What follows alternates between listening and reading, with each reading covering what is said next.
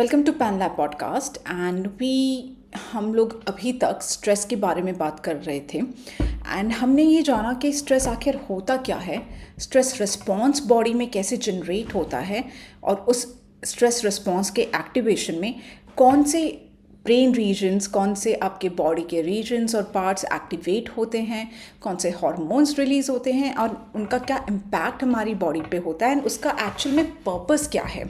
फिर चाहे वो आपको प्रोटेक्ट करने का पर्पस हो, फिर चाहे वो आपको एक प्रॉब्लम से, एक मुश्किल सिनेरियो से बाहर निकालने के लिए हो। लेकिन इसी बारे में बात करते हुए हमें ये जानना ज़रूरी है कि स्ट्रेस कितने टाइप का होता है और उसका बॉडी के लिए डिफरेंट पैरामीटर्स क्या हैं, वो बॉडी पे किस तरह से असर कर रहा है, क्योंकि हर तरह का स्ट्रेस एक ख़राब स्ट्रेस नहीं होता है। और आजकल हम ये बहुत सुनते हैं कि बहुत स्ट्रेस है, किसी ने कुछ बोल दिया तो स्ट्रेस हो गया, कल एग्ज़ाम है तो स्ट्रेस है, किसी के साथ में मिलने जाना है तो स्ट्रेस है, कल काम बहुत ज़्यादा है तो स्ट्रेस है, किसी की तबीयत ठीक नहीं है तो स्ट्रेस है। क्या स्ट्रेस पूरी तरह से बुरा है? एक्चुअल में नहीं। आपको ये समझना होगा कि साइंटिफिकली, बायोलॉजिकली हमारे बॉडी को स्ट्रेस की रिक्वायरमेंट होती है। बिना स्ट्रेस हॉर्मोन्स के हम सुबह उठ भी नहीं सकते एंड ये बहुत ज़रूरी है। जब हम अपनी नींद से सुबह उठ रहे होते हैं तो उस समय stress hormone glucocorticoid in the form of cortisol के फॉर्म में रिलीज़ होता है एंड वो एक तरह से कह सकते हैं कि वो एक पीक है कॉर्टिसोल का हर सुबह।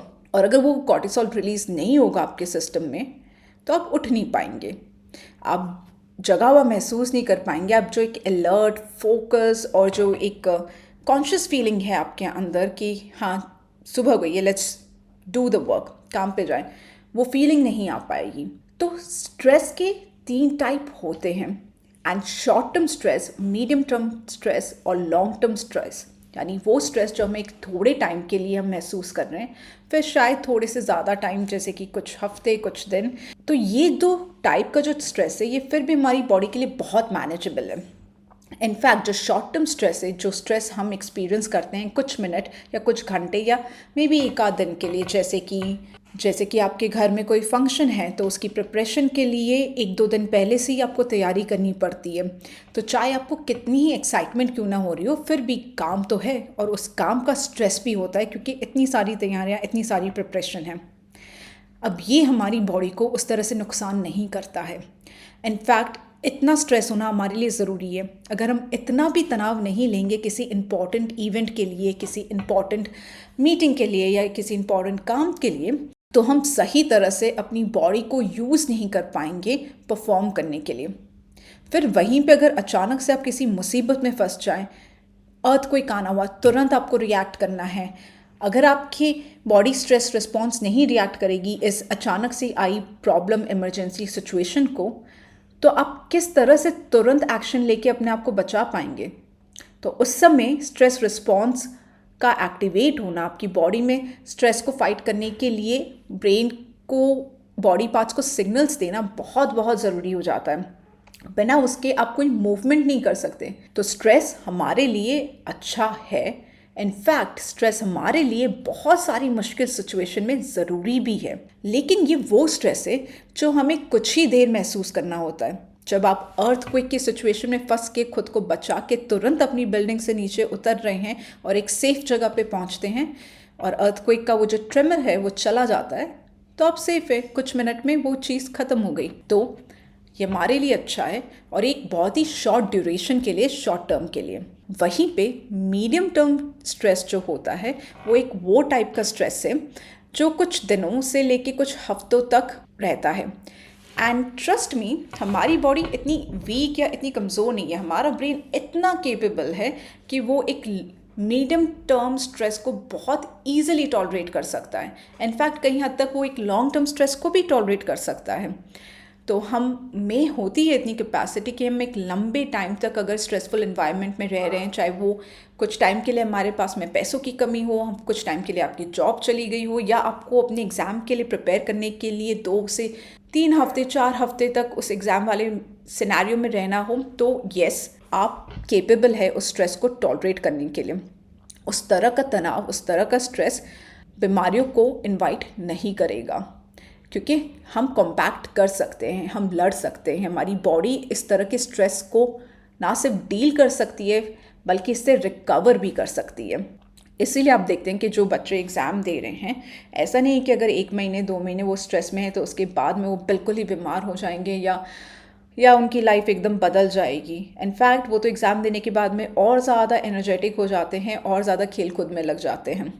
खैर, वो उनकी एज का फ़ायदा भी है उनको, क्योंकि उस समय आपकी बॉडी की कैपेसिटी रिपेयर करने की बहुत ही ज़्यादा अच्छी होती है। जैसे जैसे आप एज करते हैं, हमारी जो ये एबिलिटी है रिपेयर करने की, मेंटेन करने की, रिकवर करने की किसी भी तरह की चोट से या किसी भी तरह के तनाव से, वो अपने आप धीरे धीरे कम होती रहती है। तो एज फैक्टर भी मैटर करता है।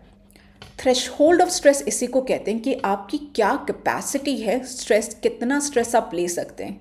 कुछ लोगों की कैपेसिटी ज़्यादा होती है और उसके कई कारण हो सकते हैं। इट कुड बी जेनेटिक्स, उनकी हेल्थ काफ़ी अच्छी है, उनका स्लीप पैटर्न अच्छा है, उनका स्लीप ड्यूरेशन अच्छा है, वो अच्छी नींद ले पा रहे हैं, अच्छा खाना, अच्छा एक्सरसाइज, बहुत सारे ऐसे कारण हैं। जिस एनवायरनमेंट में वो रहते हैं उनके सोशल कनेक्शंस बहुत अच्छे हैं। सो बहुत सारी ऐसे कारण हैं जिसकी वजह से ये हो सकता है। और इंसान की खुद की पर्सनैलिटी, ये भी एक बहुत बड़ा कारण है। बहुत से ऐसे रीजंस हैं जिस वजह से कुछ लोग स्ट्रेस को ज़्यादा बेटर डील कर पाते हैं और उसको ज़्यादा बेटर टॉलरेट कर पाते हैं। वहीं पे कुछ लोग अगेन कुछ ऐसे कारण जो आपके कंट्रोल में नहीं है। सो प्लीज़ आप अपने आप को ब्लेम मत कीजिए इन चीज़ों के लिए, इट्स नॉट इन कंट्रोल। तो ये वो कुछ कारण हैं जिसकी वजह से आपकी जो क्षमता है स्ट्रेस को अब्जॉर्ब करने की, उसको टॉलरेट करने की, वो थोड़ी कम है। सो पर्सनैलिटी डिफरेंसेस भी हैं। अब ये तो बात कर ली हमने टाइप ऑफ स्ट्रेस, ये जानने के लिए कि स्ट्रेस अच्छा है, शॉर्ट टर्म स्ट्रेस अच्छा है, मीडियम टर्म स्ट्रेस हम टॉलरेट कर सकते हैं, हम केपेबल हैं। प्रॉब्लम आती है जब स्ट्रेस बहुत लंबा और बहुत सीवियर होते हुए हमारी लाइफ में ऑलमोस्ट कंटिन्यूसली एग्जिस्ट करता है, जिसे हम लॉन्ग टर्म क्रॉनिक स्ट्रेस कहते हैं।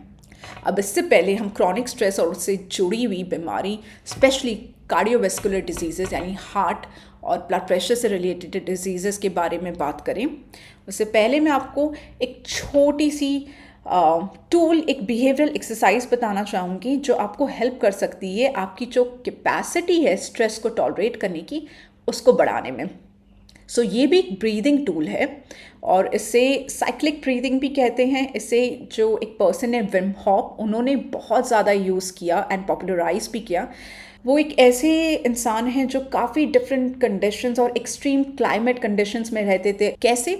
जो स्ट्रेस रिस्पॉन्स है बॉडी का, जो ये सिंपैथेटिक और पैरासिम्पैथेटिक नर्वस सिस्टम है जिसके बारे में हमने लास्ट टाइम बात की थी। सिंपैथेटिक नर्वस सिस्टम जो स्ट्रेस के टाइम पे टर्न ऑन हो जाता है, एक्टिवेट हो जाता है, आपको ज़्यादा अलर्ट करता है, ज़्यादा अराउज करता है, आपको ज़्यादा चौकन्ना बनाता है, फोकस आपका इंक्रीज करता है। और पैरासिम्पैथेटिक नर्वस सिस्टम वो है जो आपको शांत होने में, फिर से रिलैक्स होने में, फिर से वापस से बैलेंस मेंटेन करने में हेल्प करता है। तो अगर एक ऑन है तो दूसरा ऑफ रहेगा और जैसे जैसे दूसरा ऑन होता रहेगा वो पहले वाले को ऑफ करता रहेगा। और ये ज़रूरी है बैलेंस मेंटेन करने के लिए। आप बहुत ज़्यादा परेशान बहुत लंबे टाइम तक नहीं हो सकते। और अगर आप शांत हैं, काफ़ी शांत हैं, तो थोड़ा बहुत आपको एक्टिव भी होना होगा काम करने के लिए। तो इन दोनों का बैलेंस उस तरह से मेंटेन रहता है। तो इसी साइंस को यूज़ करते हुए उन्होंने ब्रीदिंग टेक्निक का इस्तेमाल किया, जो कि था कि आप छोटे और जल्दी जल्दी सांस अंदर लें और बाहर करें। सो छोटे और जल्दी इनहेल और एक्सेल, इसे आप साइकिल में यानी लगातार करिए 20 से 25 बार और उसके बाद में एक लंबी गहरी सांस लेकर कुछ देर तक उस सांस को रोकने की कोशिश कीजिए और फिर उसे धीरे धीरे करके छोड़िए। इसे हम कहते हैं साइक्लिक ब्रीदिंग। जैसे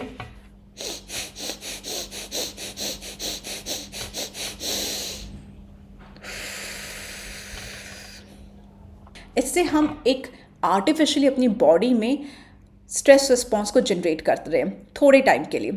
क्यों? क्योंकि हमें फ़ायदा मिलता है स्ट्रेस रिस्पॉन्स को एक छोटे से टाइम के लिए, एक थोड़े से टाइम के लिए ऑन करने में। और वो फ़ायदा ये होता है कि आपकी इम्यूनिटी बेहतर हो जाती है, आपकी कॉग्निशन यानी आपकी सोचने समझने प्लान करने का आपके लॉजिक को मन के विवेक को यूज़ करने की जो क्षमता है वो बेटर हो जाती है, आपके सेंसेस बेटर हो जाते हैं। तो इससे हमें डेली बेसिस पे फ़ायदा मिल सकता है ज़्यादा फोकस्ड रहने में। तो जब भी आपको लग रहा है कि आपको नींद आ रही है या आप अच्छा महसूस नहीं कर रहे हैं, आपको इनफैक्ट ऐसा फील हो रहा है कि आप बीमार होने वाले हैं, जो कि मेरे साथ बहुत होता है।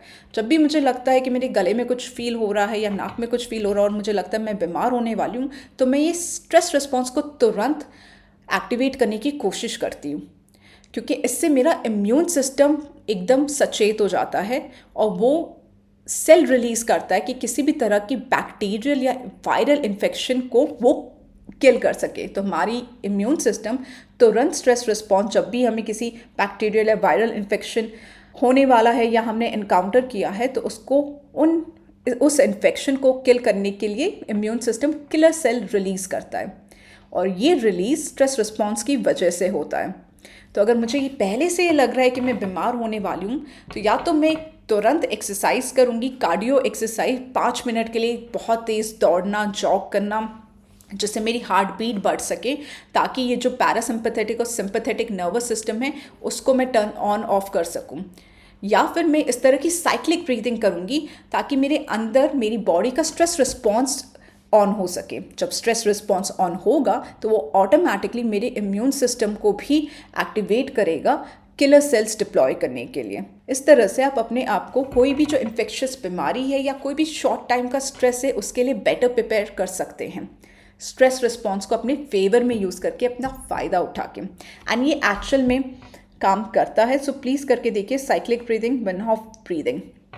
एक और मेथड है जो कि काफ़ी पॉपुलर हुआ है शॉर्ट टर्म या मीडियम टर्म स्ट्रेस को बेटर डील करने के लिए, या आपकी जो कैपेसिटी है उसको बढ़ाने के लिए, उससे हम कहते हैं कोल्ड एक्सपोजर।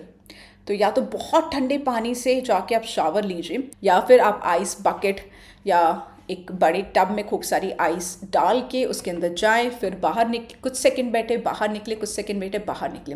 तो इस तरह से आप अपनी बॉडी को ट्रेन कर रहे हैं एक छोटे छोटे डोजेस में स्ट्रेस लेने के लिए। एंड बॉडी का जो स्ट्रेस सिस्टम है, स्ट्रेस रिस्पॉन्स सिस्टम में, वो एक्टिवेट होता है हर बार जब भी आप इस तरह से थोड़े छोटे छोटे कर्टेल डोजेस के स्ट्रेस उनको देते हैं। And with every small dose it becomes more strong, वो और बेहतर होता है और वो आपकी कैपेसिटी टॉलरेट करने को बढ़ाता है।